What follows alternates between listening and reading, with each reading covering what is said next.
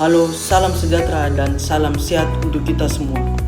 Saya Padre Pio Albertino David Pesa dari SMA Seminari Santo Domingo Hokeng, kelas 12 program IPS, akan menjelaskan sejarah reformasi gereja.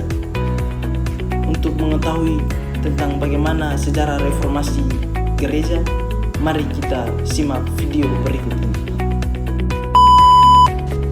Reformasi gereja atau reformasi ajaran Kristiani adalah upaya yang dilakukan beberapa tokoh keagamaan Katolik dan akademisi di Eropa untuk menentang penyimpangan oleh gereja Katolik. Upaya ini dilakukan untuk mengembalikan ajaran Kristus yang berpihak pada kebenaran dan bukan pada kepentingan otoraksi semata. Proses reformasi gereja ini membawa pembaharuan terhadap posisi gereja di tengah masyarakat maupun ajaran Kristiani pada masa selanjutnya. Salah satunya munculnya agama Kristen Protestan meliputi banyak sekte-sekte, di antaranya abad pertengahan Eropa yang biasa diketahui dengan zaman kegelapan merupakan periode panjang antara keruntuhan Kekaisaran Romawi Barat dan Renaissance. Salah satu ciri utama dari masa ini adalah kuatnya posisi gereja dalam berbagai bidang. Gereja memiliki pengaruh politik, kekayaan, dan kepatuhan masyarakat. Hal ini memunculkan potensi penyimpangan yang dilakukan oleh anggota gereja dan ketidakpuasan rakyat. Peristiwa yang muncul sebelum reformasi gereja berlangsung pada abad ke-16 dianggap sebagai salah satu upaya mereformasi gereja, namun gagal karena banyaknya kepentingan pribadi. Mengapa gerakan reformasi itu muncul? Dan siapa tokoh yang sangat berperan dalam gerakan reformasi tersebut? Secara umum, beberapa sebab utama munculnya gerakan reformasi yang mengalir dengan deras adalah sebagai berikut. Yang pertama, kebengisan gereja untuk mengeksekusi orang-orang yang dianggap sesat secara sepihak. Kedua, penjualan surat-surat pengampunan dosa atau indulgensi yang dianggap sebagai bisnis gereja dan kebohongan atas ajaran gereja Katolik. Tiga, terjebaknya gereja dalam pusaran politik. 4. Menjamurnya takhayul pemungutan. 5. Pemungutan pajak berlebihan melalui gereja. 6.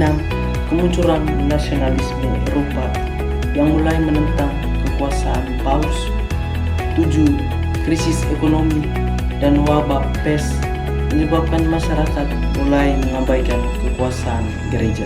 Reformasi gereja tentunya melibatkan beberapa tokoh, di antaranya yakni Martin Luther dari tahun 1483 sampai 1546.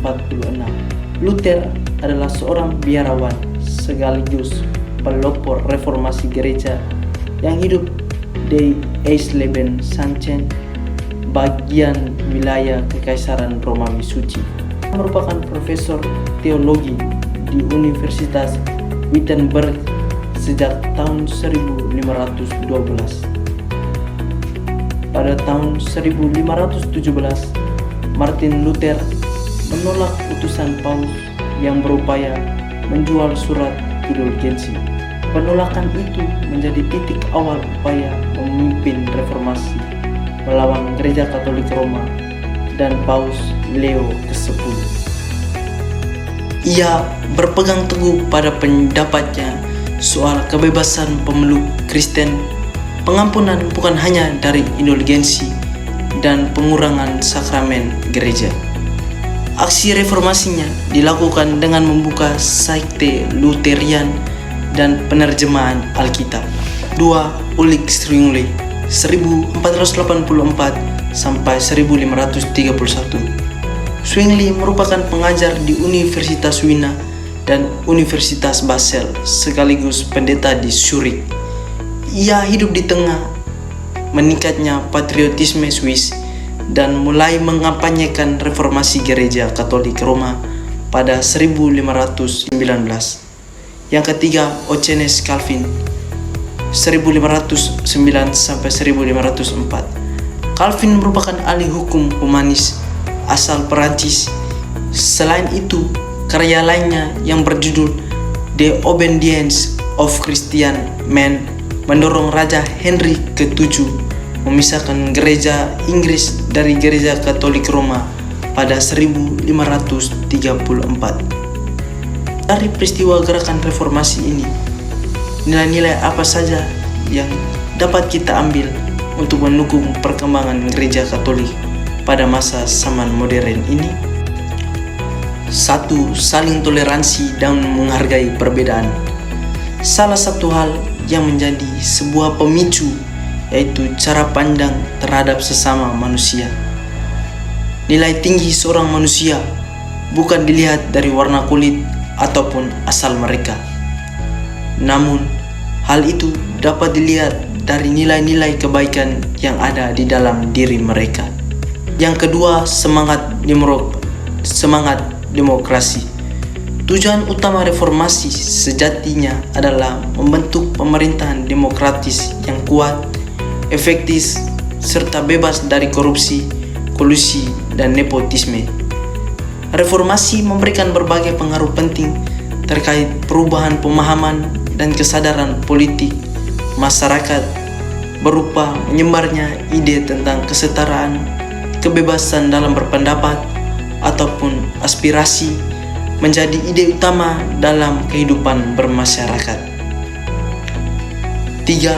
Nilai semangat perubahan untuk kemajuan. Di tengah berbagai permasalahan negeri ini, kita perlu menjadi pemecah masalah, bukan menambah masalah.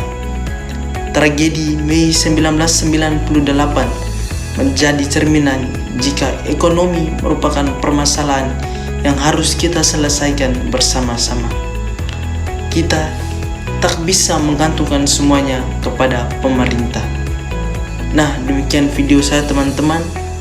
Kiranya video ini dapat bermanfaat bagi kita semua dan kiranya sejarah reformasi gereja dapat menjadi pelajaran bagi kita untuk dapat memetik nilai-nilai kehidupan yang lebih baik untuk kehidupan kita selanjutnya. Sekian dan terima kasih.